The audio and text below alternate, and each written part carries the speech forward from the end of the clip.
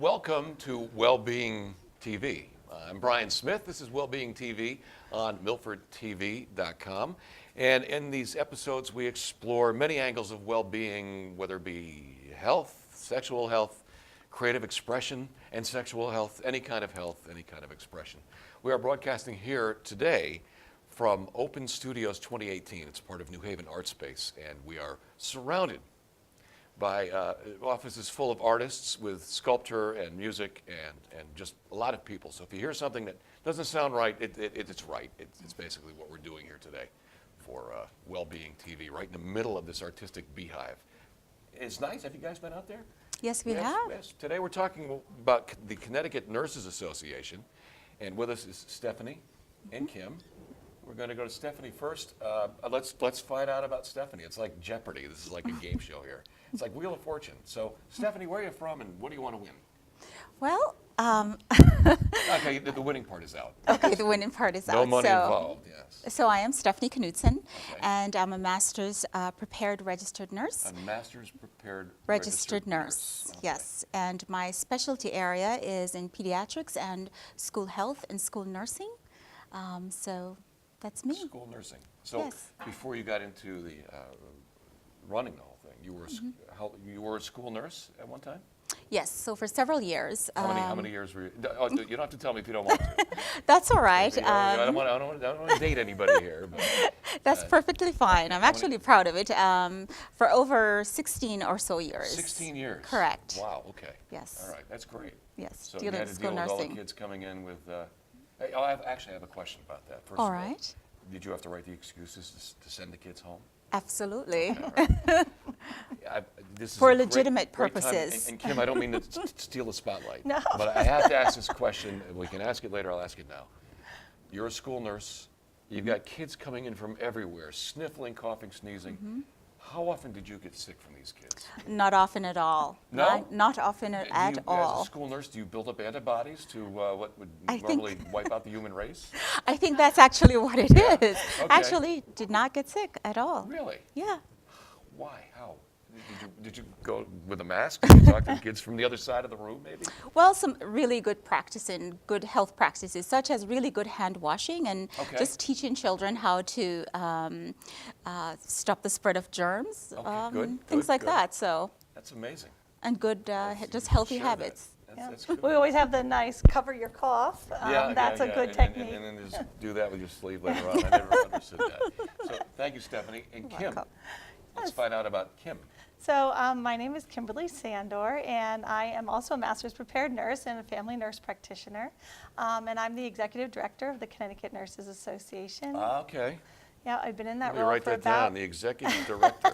yeah, big fancy title. Yep. Just means I work with a great group of nurses, and I'm lucky enough that they're cool people. So. Do they get sick a lot? No, we don't get sick a lot. We don't get sick a lot. Our immune systems are definitely pretty strong. So maybe everybody should be a nurse to start. Maybe. Yeah. It's not a bad approach. So you're the executive director of the Connecticut Nurses Association. Yes, yeah. So I've been there for about 5 years, and I've been in nursing for over 25 years. Were you ever a school nurse? Never a school nurse, but I do work with early childhood populations. When I wear another hat, I do work with with staff that work with children in childcare, daycare centers, on how to keep those children healthy. All right, and then how not to infect the people that's we're taking care of. Yeah.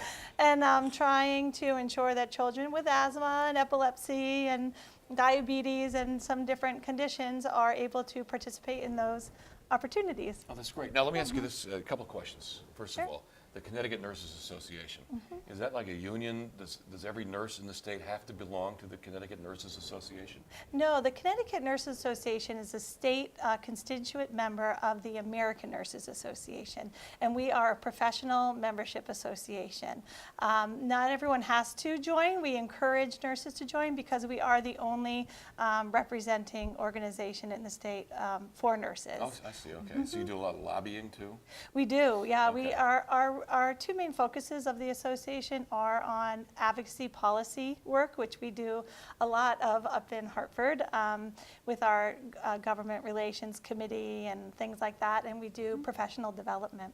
Okay, we'll find out more about the Connecticut Nurses Association, how you fit into that. And Sure. it's I don't know if you noticed, it's election season. It is. Yeah, I noticed one or two commercials, so we'll find out more about how that fits in too. We'll be back with more on today's Wellbeing TV segment on nursing and the Connecticut Nursing Association coming up right here on Milford TV.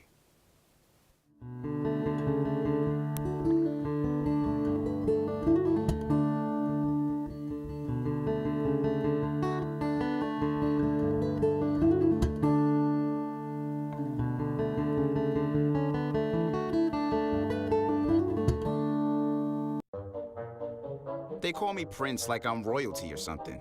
But the places I've lived ain't no palaces. So I don't need grilled salmon or a new scratching post. Just give me a cardboard box and a can of tuna and we're good. You can even change my name. I'm cool being the kitty formerly known as Prince.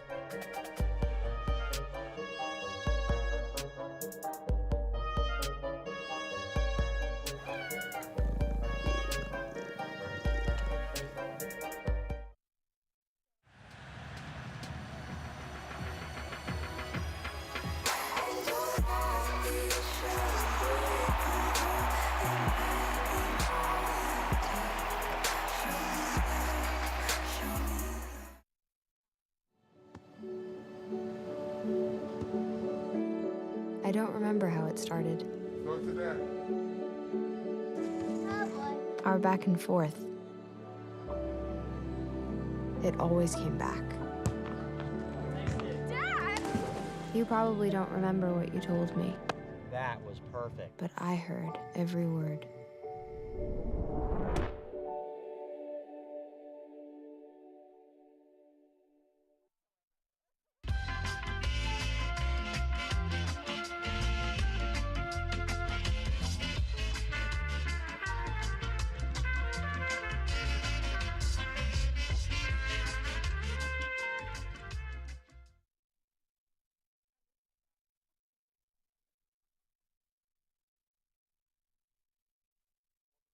Wellbeing TV broadcasts on milford-tv.com. We are broadcasting today from Open Studios here in Orange, Connecticut, but it's part of ArtSpace New Haven.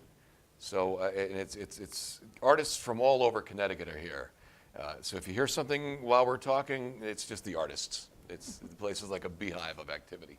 And there was just a band outside our studios here just a few minutes ago too. This segment is about the Connecticut Nurses Association and nurses in Connecticut.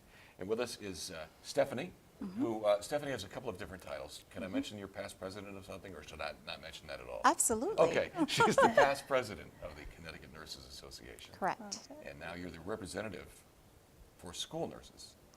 That's correct. Within the state, I also work for school nurses. Okay. That's how I like to do the education consultant for school nurses and school health, as well as a nurse consultant for early childhood education. Oh, very as nice. well. Yeah, I'm going to learn a lot here. And we learned too, she never caught a cold from the kids. No, never did. Now, Kim is the executive director of the Connecticut Nurses Association. Kim, how long have you been the executive director for the Connecticut Nurses Association? I know it's a bit long title. I'm going into my 6th year. Okay. Yeah, And you're still doing it? I'm still doing it. I love okay. it. All I right. love it. It's fun. Are you still practicing as a nurse? Not in direct patient care, but through Yeah. consulting. Okay.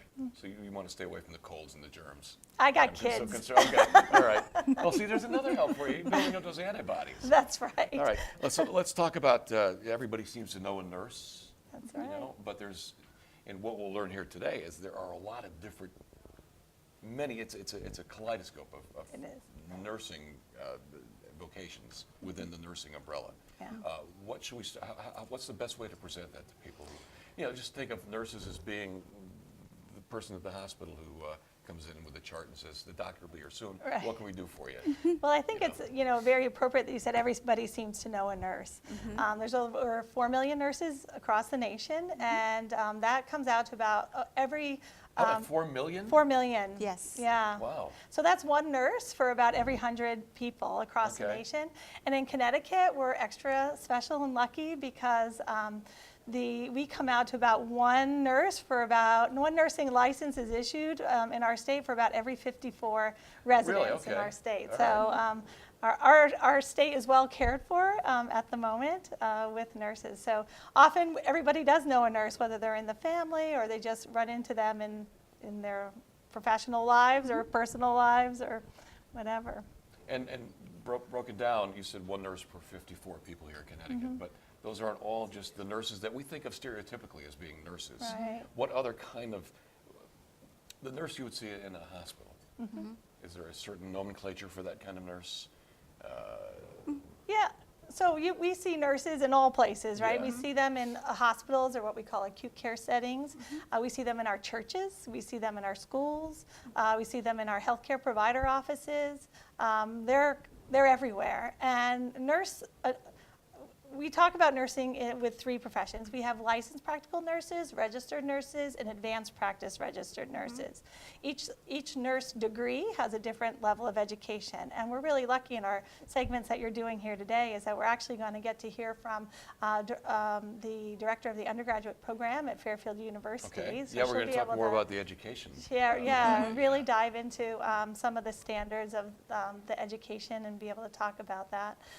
So nurses have those different licensures, but they can have degrees from associate degree to PhDs. We have education, doctorates in education. We have doctorates in nursing practice. So we are really everywhere across the full spectrum there. Now, it is election season, and I want to tread lightly here because I know politics, it's a tough place to call, especially just before the elections. But as the executive director of the Connecticut Nursing Association, Yeah. are you lobbying yourself? Do you go up to Hartford? Do you grab the politicians and say, this is what we need? Well, we really encourage our nurses to go out, meet their local representatives and their local senators, say hi, introduce themselves, and say, hey, I'm a nurse, and these are the things that I care about. Nurses bring such a unique perspective to the legislative conversation because we're really on the front line, right? Sure. I mean, we see what's happening every day. So we know the struggles of patients in achieving their health, and we know what the impact of having access to services are. So we really encourage our nurses who are educated, who have professional knowledge and expertise about what's going on. And then nurses have an interesting way of being able to translate things. So Yeah, I was just thinking about that. You're right there in the front lines. We're right there on the front and line. you are talking to the patient far more than the doctor talks to the patient. But we need to play that critical role of translating what's going on in a very complicated medical system, a very complicated medical condition, and ensuring our patient is well educated, their family is well educated, and they feel comfortable and confident in taking care of themselves. So, And for the most part, whenever one sees a nurse or they think about a nurse, they usually think about just the tasks that nurses perform. For example, if a nurse walks into a hospital room, they may think that the nurse is taking their temperature, and that's all they're doing, or they're just performing some kind of task. But nursing is such a complicated and such a varied kind of profession that it's very difficult to really try to describe what is a nurse. But some of the roles that nurses have includes things such as case management, for example, direct patient care, such as typically what you would see in a hospital or even in a school, that kind of direct patient care, developing quality assurance and standards so that the practices of nurses are consistent across the disciplines, as well as directing the really complex nursing and healthcare systems. And as Kim talked about, just as the typical citizen in trying to navigate their way through the healthcare systems. That can be very complicated. Oh, yeah. And so nurses are one of the key professionals, health professionals, that can help patients really navigate their way through and help patients really facilitate whatever their needs are going to be, how they, whatever their needs are. The nurses can then help patients navigate their way through, because it's a very complicated health system. Do you find nurses then going into the healthcare management business at times too? I mean, it makes sense then, if they know what patients need. Sure. To put them in more of an administrative role sometimes. Yeah, I think that's always a tension in our profession. I think it's very apropos that we're here at an art space, because we like to say that nursing is an art and a science. There's a lot of nursing that does come from the heart and caring, and is really individualized as what our patient, because everything's done within the context of our patient. It's about our patient and how we can best support them. So there's always a tension, because most nurses go into nursing with that big heart and science, Sure, yeah. but appreciate that to continue to move and advocate for the patients, that they do need to participate in leadership and management to ensure. And is that something you would learn? We're going to talk more about the education coming Sure. up. But is that something as a nurse that evolves as you are a nurse? Is it something that takes more education in the forefront? Or do you learn those tricks as you go along? I think it's a combination, because traditionally nursing there's very many specialties in nursing, let's say that. And so depending on what the needs of the patient are. So for example, if you have a patient who has a diagnosis of cancer, there are nurses that are specifically trained in the different types of cancer, or nurses that are specifically trained for the care of patients with diabetes, or patients with leukemia, or other kinds of disease processes, or patients, or geriatric patients who have that specialty in how to care for the elderly patient.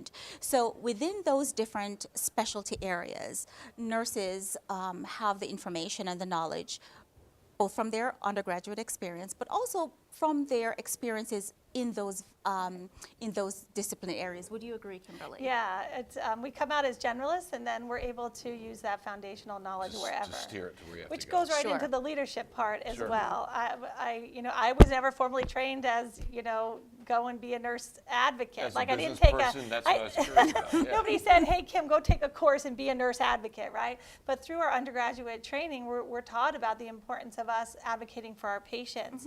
And part of our ethical responsibility then is to advocate and share our knowledge to promote the better health of the public. And our association really does a great job. We have a government relations committee, and through that committee we help our nurses understand the legislative process, kind of how it works, how we can provide testimony and support to our legislators. So our legislators so badly want to understand the issues, and for the past 16 years we've been voted as the #1 most ethical, trusted profession in the Gallup when you polls. say we, Nursing Nursing has. And I think that speaks a lot to our commitment to really advocating on behalf of patients. So up in Hartford, they look to us to provide objective, science-informed evidence to discuss health issues. And we really support our nurses to feel comfortable sharing that with their local representatives, state representatives, to support nursing up in Hartford, as well as patient care. Now, you are the executive director of the Connecticut Nursing Association. Before you were the executive director, which I know is a lot of paperwork, there's a lot of appointments, you probably got a couple of calendars going on. You were a nurse before that for how many years? Yeah. Well, see, people are going to start doing the math. All right, don't start doing the math. For a couple, But I've been in nursing for over 25 years. Oh, How about okay, that? all right, okay. That's nothing. That's nothing.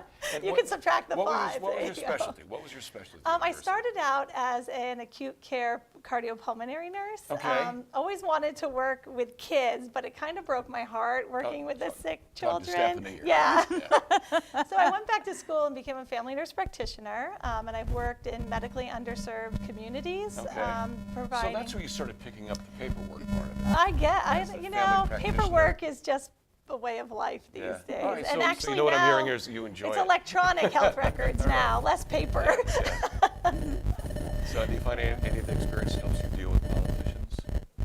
Well, mean, I think we are the accumulation of our experiences, and definitely, I mean, in the federally qualified health centers that you work in, you see the struggles of people trying to, get transportation to an appointment, Sure.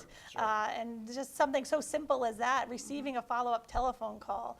As well as just, it's hard to have a chronic condition and still live your life the way you want to live it. And I feel like I bring all those experiences And I forward. think that's where nursing comes. What's so special about nursing is that nursing works with the evolving healthcare system to make sure that they're moving right along with really taking care of patients' needs. Excellent. We'll find out more about the education of That's it. nurses coming up in our next segment. This is Wellbeing TV, broadcast on MilfordTV.com.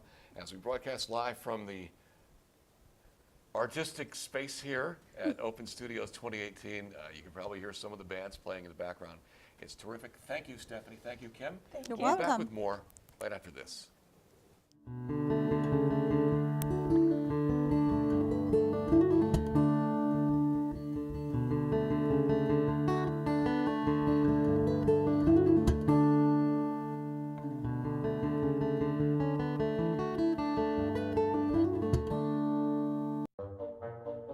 They call me Prince like I'm royalty or something. But the places I've lived ain't no palaces. So I don't need grilled salmon or a new scratching post. Just give me a cardboard box and a can of tuna and we're good. You can even change my name. I'm cool being the kitty formerly known as Prince.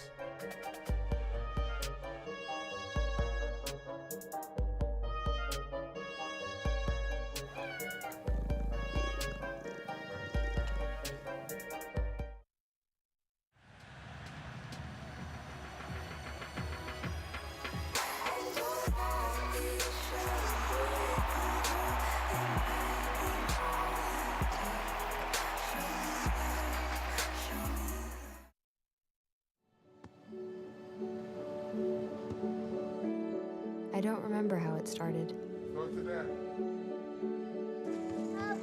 Our back and forth. It always came back.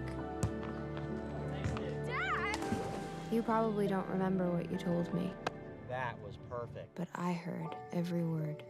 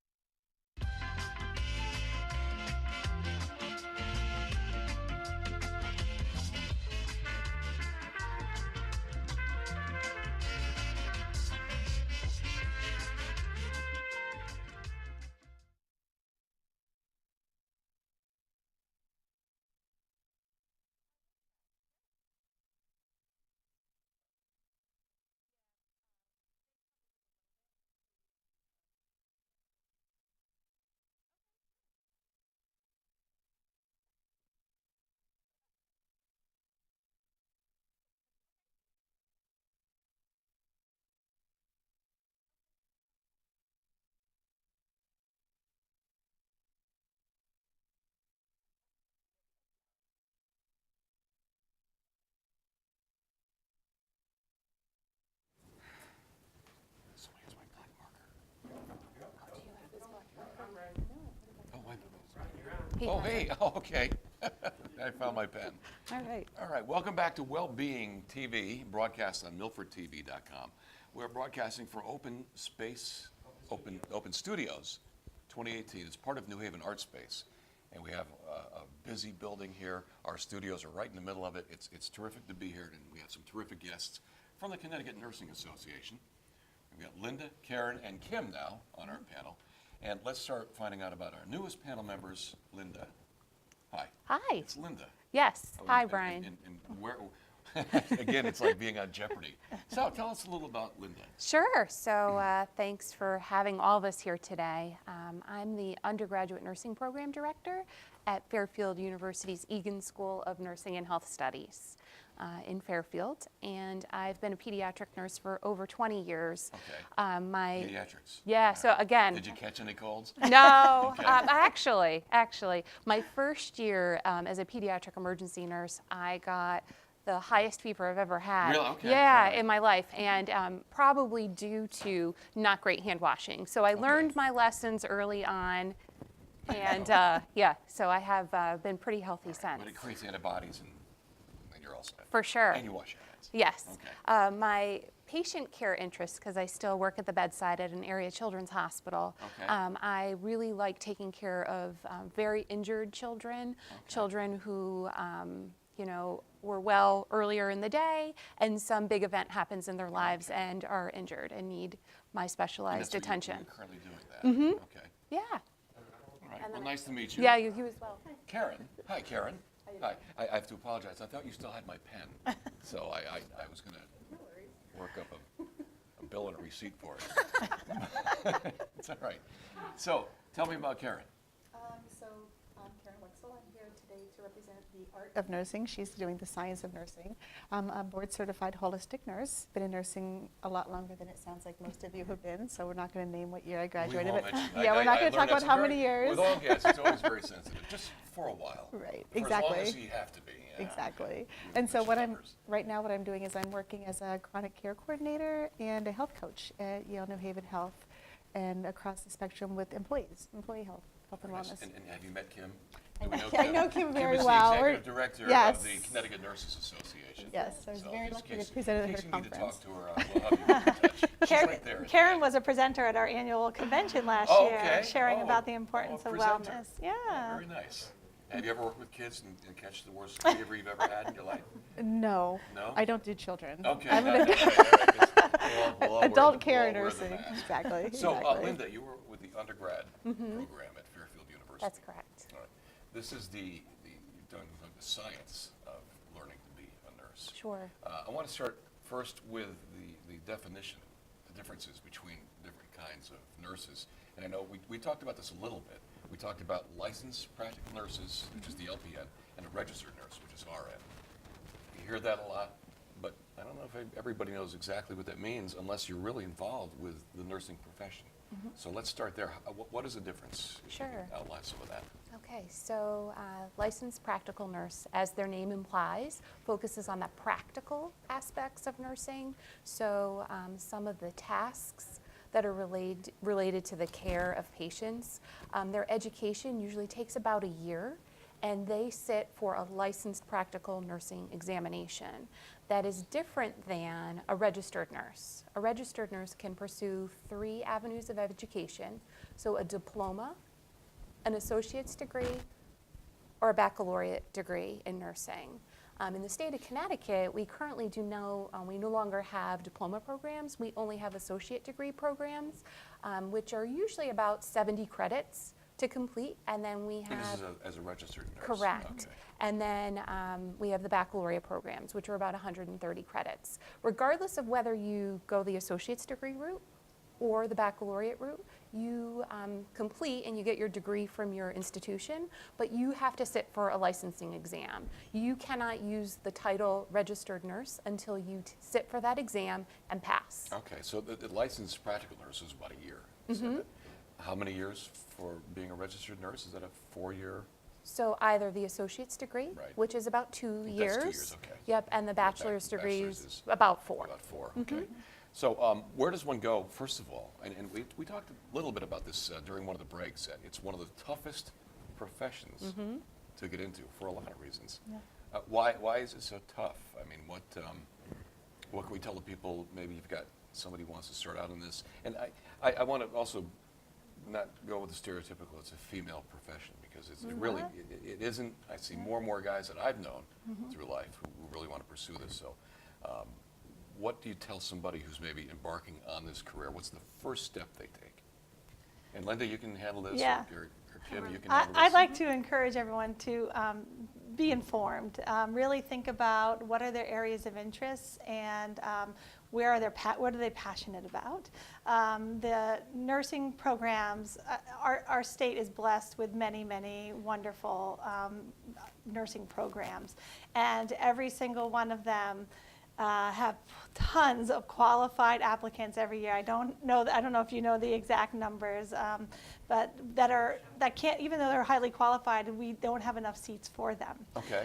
So that just gives you a little flavor about how hard it is to even get into a program in our state. That we have folks with wonderful GPAs trying to get in that we don't even have enough seats for. So. No kidding. So then the first step would be to, if let's say a high school student, Sure. to call somebody from the Connecticut Nurses Association, or is it something that colleges would come in and take care of? A little bit of both. Where's the best information? Yeah, we have something online called the Connecticut Nursing Guide, and it's actually done by our another nursing association called the Connecticut League for Nursing. And it's an online guide where someone can kind of type in some of their areas of interest, and it will let them know some of the different programs and how they can achieve a degree. But the schools do, and I know you can speak to that, Linda, a wonderful job of getting folks ready. Yes. Let's talk about Fairfield University for a minute. Now, Yes. How approaching Fairfield University as a high school student, first year, what are the students going to look at? What's the first thing they're going to, the first load of all the work they're going to be handling? Yeah. What's their first step when they go to Fairfield U? What should they be looking at? So just to clarify your question, is it in selecting Fairfield University, Well, or what selecting will what will their experience What will be their like? experience be like? Okay, great. So we're very fortunate that we like early exposure to the nursing profession for our students. So we actually start with our nursing classes in our freshman year. Okay. So You get them right into it. we get them right into it with Okay. exposure. We also have a course called First Year Experience, where we talk about, this is a course that all students at the university take, talk about the transition, going from being a high school student, as you mentioned, and going to college, facing some of the college issues. But we actually found success in cohorting, having groups of nursing students who are together. Okay. One of the liked shared experiences among nursing students is that they have to study a lot. So sometimes that Okay, means that makes they sense. And don't you know get what? to, what? From a layman's point of view, good. Exactly. Yeah, good. Study more. Study more. Exactly. Yeah. And being, as Karen and I were laughing, being Yeah. in the science business end of the things, we encourage that. We want our students to take their studies seriously. In our 9 baccalaureate programs Okay. and our 7 community college programs that grant associate's degrees, that rigor is high. And whether you good. attend, whatever program you attend in our state, you can assure and be certain that there are nursing students who stayed home. I teach our pediatric nursing class at Fairfield to senior students. It's Halloween weekend, and everyone was very excited about the festivities that they were going to do on Saturday. But they made it clear to me that everybody who was in my class was staying in Friday night Oh, no to kidding. study for All the right. exam. All And I right. said, good, that's Maybe- great. Maybe dress as a nurse, but otherwise, yeah. So those students in that first year experience course are able to have some of the common experiences. Sure. The sections are led by nurse faculty, and they can share their experiences with them Okay. as well. Well, it does sound like a lot of work. Yeah. It's making me feel like I'm back in college and sweating again. Linda, Yeah. do you know the average GPA? Is that something? For students to get into Yeah. our program, so at Fairfield, it's an A- average. Yeah. The An average A- average in to high get into school. that. To No get in. kidding. Yeah. All right. That's important information. Absolutely. Average SAT score is about 1,300. Wow. Yeah, to That's get into our terrific. nursing program. Good. So we want to make sure that the nurse who takes care of you as you're in any of the healthcare settings Mm-hmm. that they mentioned earlier, that Steph and Kim mentioned, you have the highest caliber of Yeah, you know what? professional. I want to make sure of that too. So that's good to have the filtering process. Aside from, and we're going to touch a little on holistics later on, but aside from the grade point average and the SAT scores, is there a certain personality type? Because as we're talking here, it strikes me that nurses, a shy nurse would have a tough time. I mean, I think we've all dealt with nurses either, from a layman's point of view, from my point of view, or with watching a nurse take care of a loved one or a friend. And the nurses I've seen who've really done the work are right out there. I mean, nice, but you've got to be assertive. So for sure. do you identify a certain personality type as somebody may want to go into a nursing program? So Where I hear what you're saying. Hesitant about that with some people? No, so actually quite the opposite. Okay. We want our nurses who care for patients to represent the patients in general. Okay. So there's a lot of different personality types. We're a diverse group, and we want our nurses to reflect the patients that we care for. from freshman year all the way through senior year, we help empower them to find their voice. So in the beginning, you know, you're just learning a little bit about how to take vital signs, how to have some basic communication and interaction skills. The next set of patients that our students work with are the geriatric population, a group that's patient, a group that prefers the slower pace.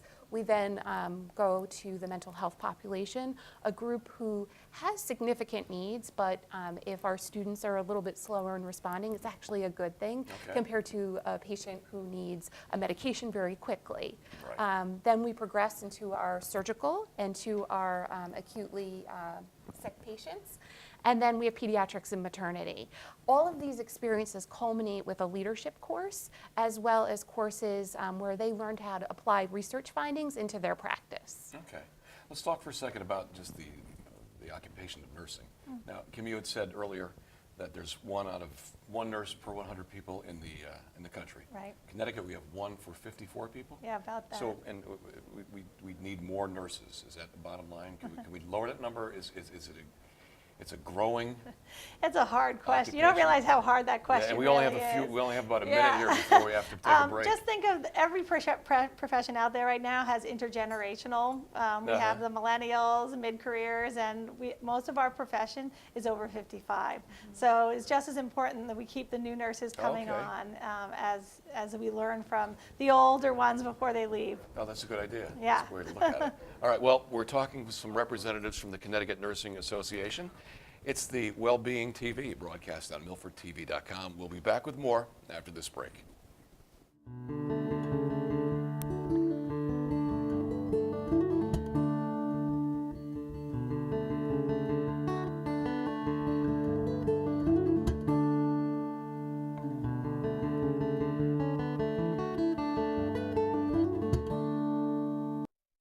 Marie, you have prediabetes. Prediabetes? I don't have time to eat right or exercise. I'm a busy mom.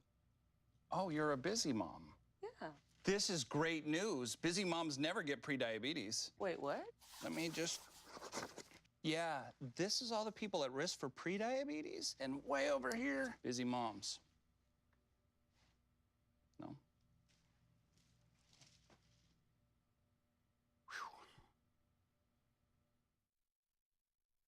This is the story of a boy who is very sensitive to lights and sounds. So he built secret hiding places where nothing could get in. The boy didn't like looking people in the eye.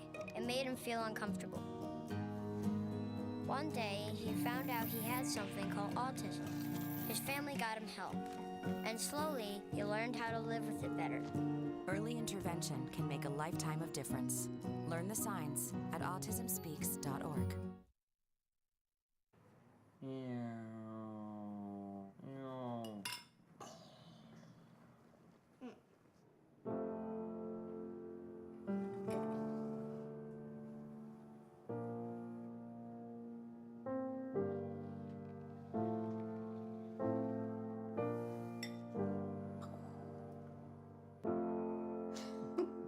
Llama al 1-888-971-2013 y obtén información para cuidar mejor a quien cuidó de ti.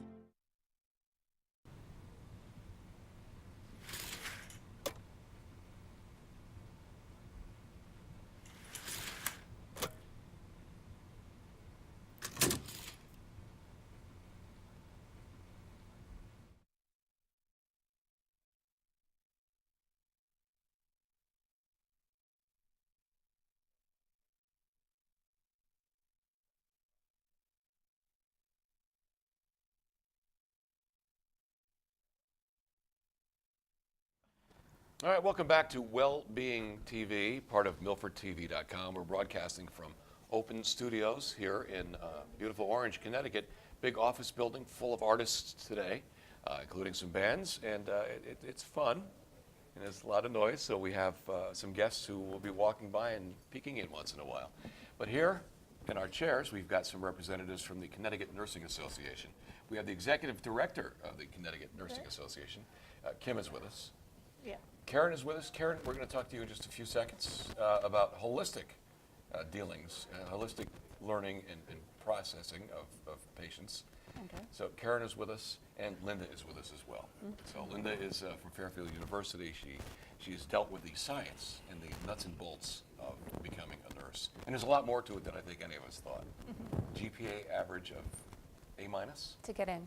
to get in, and SAT scores of 1,800. 1,300. And don't forget, if students, it varies on the program, if they get a C or a C+ in any of their sciences or nursing classes, they have to repeat the course. Oh, no kidding. A C is considered All right. failing. They do it 3 times and they're out. No kidding. Right, so they have to know their stuff. They really do. Good. I don't want a nurse coming into our room saying, which one's the water? Exactly. And what's that? Won't happen. Take the clear It's one, never thank going you. to happen. Exactly. So, Karen, Yes. what is holistic nursing? I have no idea. That's why we have experts here. Yeah, so I came on board here today to talk a little bit about holistic nursing because it's just one of the specialty areas of nursing, and we felt as though we talked about earlier it being the art and the science of nursing. Holistic nursing, what holistic nursing represents is looking at the patient as a whole, the mind, body, the spirit, emotions, and also the environment they're in. And looking at the nurse, not so much as, well, I should say, in as much as that we have all this educational background to support what we do as nurses, but also just our being and how we present ourselves and the way that we interact with our patients, communicate, is very important to their healing process. Okay, and is this something that you're dealing with after the educational part of being a nurse? Is this something you're incorporating in first-year nursing students? Or is this something that's going to happen once they become a nurse? Do they evolve into the holistic area as well? So that's a really great question because there Oh, are good. I'll have there to repeat actually that. because there are actually programs that are accredited by the American Holistic Nurses Association where their curriculum has incorporated the 5 core values of holistic nursing throughout the nursing process, throughout their entire career of nursing. There's core values that we 5 core values. Correct. A lot of how we navigate as holistic nurses is exactly how nurses navigate. That's very much the same thing. What sets holistic nursing apart is the concepts of, one of the big concepts is self-care. And understanding that we, in order to be nurses and sustain in the field of nursing for a long time, we have to be able to prepare ourselves, mind, body, spirit, emotion, so that we're present and authentic with our patients whenever we're working with them. And that takes work. In other words, don't get overtired. Exactly. Don't get too stressed out. Exactly. So the big factor right now in nursing and in healthcare is that we all know we're kind of in the middle of a broken system of healthcare in our country. And it's not just, it is big in the nursing profession, but it's also in the medical profession at large. So what I help nurses to do is to build some resiliency, and I most often work with the student nurses, with the student nurse chapters of holistic nursing in the state, to help them get some idea that how to do that. So you mentioned sleep. So do you ever wake up in the morning and you don't get a good night's sleep, but then whenever you go through the day, you're really kind of cranky and a little bit overreactive? Yeah, every day. Exactly. Every day, yeah. So imagine if your Sometimes nurse... twice a day. Exactly. It's so a long nap. If you're a patient and you come into the hospital and you've got a cranky nurse, that's not really building a really good relationship. So we want to encourage students to get 7 to 9 hours of sleep, and we want to talk to them about good sleep hygiene because it's I've been identified that sleep really builds, lack of sleep causes stress, and if you have enough sleep, it builds resiliency. And that's what we're trying to have nurses understand. We talked a little bit about, we were talking earlier about using your breath. And the one tool that I teach students and teach my patients often is that it's the one free tool you have with you all times is how you breathe and how you can use your mind and your body to elicit relaxation, and we do that through our breath. So we talked a little bit before about yoga. Yoga, we talked a little about yoga. This is where I have to leave right now. Yeah. No, there's not going to be any yoga. But the type of yoga that I teach does a lot of work with breath work. You're a yoga instructor as well? I am a yoga instructor. You are, okay. But not all holistic. Oh, I forgot my mat. But not all Next time. holistic nurses are. We all have Okay. different areas that we might put our energies into learning different skills. I do Reiki also. I work in healing touch. I do yoga. I'm a meditation instructor. I meditate. So all of these things define me as in the way that it supports my well-being. so that when I come into the hospital environment or whatever work environment I am, where there's a lot of people that are struggling with different types of illnesses, that I'm able to meet them where they are in a very calm, authentic, and present place, which is extremely difficult in nursing right now because we have so many distractions and so many things that are coming at us in so many different ways. It's a really important skill. Is this a requirement when they're in school? Is it a requirement to take a course in self-care? Because so as I said, it's not necessarily it's not part of the curriculum to start? We would like, as holistic nursing, we're trying to bring that. We believe as a holistic nurse, it really is every nurse's specialty area. If you can listen to everything that they're saying, it's our underpinnings of nursing is how we value ourselves and how we care for our patients. Holistic nurses, we look at things a little bit, I'm going to say, I don't want to say existentially, but we look at the fact that I'm energy, your energy, the fact that we're having a communication right now, we're exchanging our energies. If I can be calm and present and with you, then that helps to support you to be also in that same space. And that in that space, we can help to create that space for you to heal and whatever that means for you at this time. And can I add to that? Sure. Yeah. So we have a health and wellness course that all of our undergraduate students have to take, so they incorporate some of those principles. We have a couple of faculty who are really working on that reflective piece because these experiences that our students are starting to see as they start these clinical rotations, maybe they've never had a family member who was sick, or maybe quite the opposite, they had a family member who suffered and they compartmentalize that experience. And now they're healthcare providers and have to relive those experiences. So through our health and wellness course, our students get some of the tools, but we need more. Okay. We need more. How is the association bringing more of those skills? Well, I think it's such a, as Linda was sharing, nurses, when they go through this rigorous undergraduate or associate degree program, pre-licensure program, it's such a rigorous program that nurses probably don't take care of themselves as much as they should.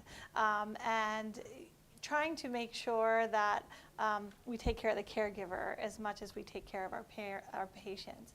So we have so many nurse specialty organizations out there. You have emergency room nurses, ICU nurses, you have advanced practice nurses, pediatric nurses, oncology nurses, neonatal nurses. I mean, they have nurses in so many different specialty areas.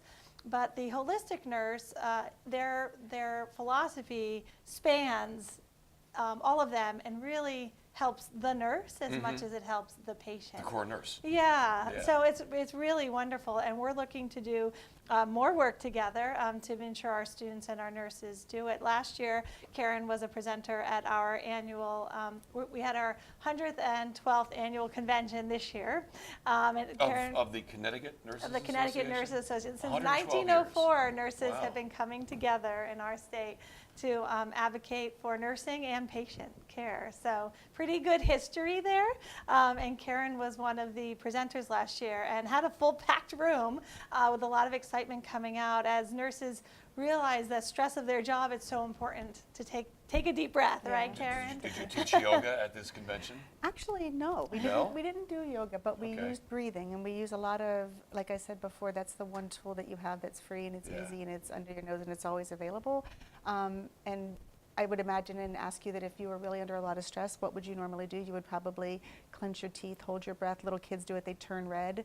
And our body naturally does that in the fight or flight response. So as a nurse, we're living and working in an environment that at times feels like fight or flight because we have to negotiate so many different things. You know, our responsibilities as a nurse, our responsibilities to the patient, the family, the charting. There's a lot that these women described and my colleagues described about what nurses do. So you imagine we need tools. What we work to do as holistic nurses and in nursing in general is find ways that you can incorporate the relaxation response, I'll just name it what it is, throughout your day at work. So I'll tell students, you know, when you're preparing your patient's meds before you begin, I know you're nervous because I also teach nursing. I know you're nervous, so as you're doing your work, stop, take a deep breath, exhale a little bit longer than the inhale, and do that 3 times. It takes 10 seconds. And what it does is it centers them, and then their brain can now be calm enough to function. And it really does ensure less mistakes, that they're more present with their patients, and they can think more clearly. After the break, I'm going to ask you a question about what it is about nurses that we don't know. You know, we talk about stereotypical ideas about nurses, but things we don't know. You just mentioned one, and that's being nervous before you divvy up the medications. Absolutely. I never thought it's a about huge that responsibility. You're making me nervous now just thinking about that. In case somebody gets the wrong medication? Well, there's a lot to be considered. Oh, I'm whenever sure you're there is, passing and a I'm getting more medication. nervous thinking well, about it. There's some patients nowadays are on 10 or 12 medications. Sure. There's interactions, there's onsets, there's durations. I also have a specialty in toxicology, so I think a lot about the interactions of medications and things people put into their bodies. So. Right, yeah, What you see, that tip of the iceberg is yeah, it's just the tip of the iceberg. There's a lot I'm just underwater. going to make it to myself, don't get sick. Well, we'll be there for you. Oh, thank you. Yes, yes, with the high expectations, the high SATs, and the more than A-. That is terrific. Yeah. So when we come back, we'll talk about some of the things we don't know about nurses, some of the things we should know about it, and that's just one of them right there, which is, it made me nervous now. Sorry. I'm going to make sure I wash my... I can help you to relax. I'm going to... I forgot my yoga mat, but I'm going to go wash my hands a couple of times and wear a mask before we come back. So this is Wellbeing TV. We'll be back with more after this break. Is that are we done?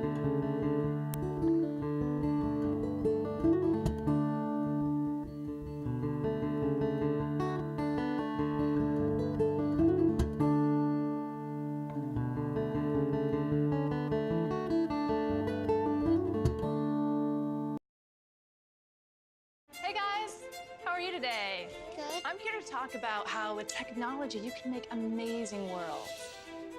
Come with me. My team and I bring the Halo world to life. Is that you? That is me. I wasn't a math genius and I knew nothing about coding. But you guys do. You guys have the power to change things. I want your job. I want you to have my job.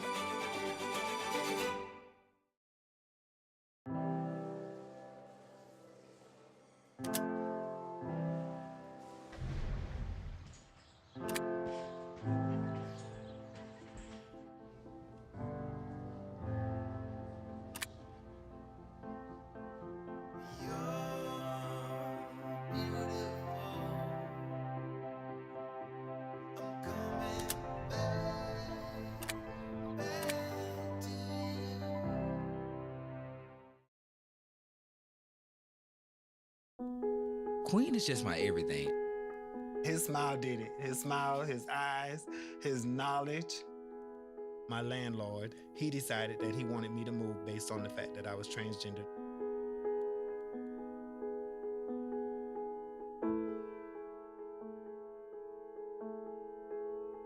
Let's just respect people in everyday life for just being human.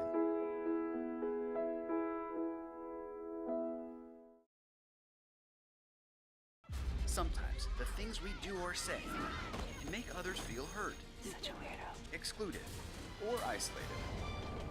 Everything you say and do creates an impact. How am I supposed to save the whole world? You can't think about saving the world. You have to think about saving one person. Because of you, someone's entire life can change. You don't have to be a superhero to have a positive impact. Friends? Friends.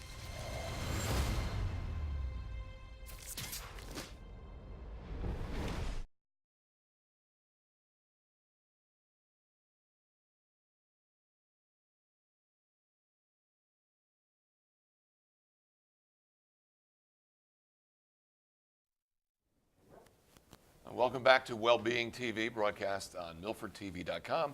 Today from the open studios of Art Space of New Haven, but we're in Orange, so there's a lot of geography going on here.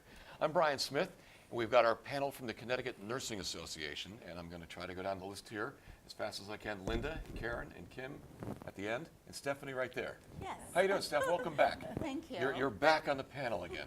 She was actually sitting off camera for a while, but you're back. So we have all four people. This is great. We could go play some hockey right now, or some basketball. So we're going to talk a little bit about what it is you don't know about being a nurse. We've got a couple of minutes here. One of the things I mentioned was, and I didn't realize, I didn't put my head into being a nurse, but we talked about relaxation just before the nurse has to, I just learned a new word, medadmin? Medadmin or medication administration. Medication administration, which basically means it's like being the next part of being a pharmacist, taking the pills from the bottle and making sure you get the right medication. I can see where there'd be a problem. Yeah, it's nothing I want anything to do with. I'm glad somebody else does it, but that's just part of it. Now, what else is it we don't know about being a nurse that makes it such an interesting, sometimes tough situation to be in? Go beyond the stereotype. So that's a great question. Our students take, regardless of associate degree, bachelor degree program, take classes in pharmacology. So they learn all the major classifications of medication, interactions, things that they need to watch. It's very detailed. But med administration, as Steph was mentioning, is a is a team sport. Okay. Okay. So someone, a prescribing, be it a family nurse practitioner, a physician, someone prescribes that medication for an intended use. A pharmacist goes and checks and makes sure that everything is okay with the dosing, that there's no interactions. But then we are the final pass before the medication goes to the patient. So we are using all of our resources and tools to make sure it's the right medication at the right time for the right patient, and so on, but to make sure that that medication isn't a safe dose for our patients. So that all happens before we go into our patients' rooms. So our patients don't even know that that process happens. I don't know if you guys have something to add to that. And what I think is really interesting about the nursing profession is that medication administration is only one small piece of what nurses do. Since nurses look at patients holistically, once a patient leaves the hospital or wherever they are in the presence or safety of the nurse, then what happens after that? Do they have health insurance to be able to cover their medication expenses? Do they have access, such as transportation to go and get their medication? Do they have resources such as family members or someone to be able to be with them? There are lots of things that nurses then try to facilitate. That's also part of the nurse's world. Correct. It's the after-hospital care. That's correct. Okay. So there's that care coordination that nurses are well involved in terms of taking care of the patient and making sure that they're learning about their own diagnoses, that they are managing their health condition, and that they know who they can contact in case they need to ask questions about whatever is going on with them. Now, is that part of the nursing world? Is that also taught as part of the science? Yes, of actually, it is taught, and that's actually my role right now as a nurse, is in care coordination and doing exactly what she's saying. And I don't think that people really realize that when you think of a nurse, you think of us as being in a hospital, right? That's where we're most visible. But nursing is moving into the community, and it's really moving into a lot of different roles in different areas. So a good point about care coordination, it's an up-and-coming role. I just started my position and really excited about it. Very nice. Well, thank you for being here today. I learned a lot, maybe a little too much today. I'm going to go take some pills and some applesauce and go home. But Linda, thank you. Of course, thank Karen, you. Stephanie, and Kim, the Executive Director of the Connecticut Nursing Association. Thank you all. Thank you, Brian. I guess we can put any URLs up on the screen later on or on MilfordTV.com if anybody has any follow-up questions. So thank you. I'm Brian Smith. This has been another episode of Wellbeing TV, broadcast on MilfordTV.com. Thanks for being with us.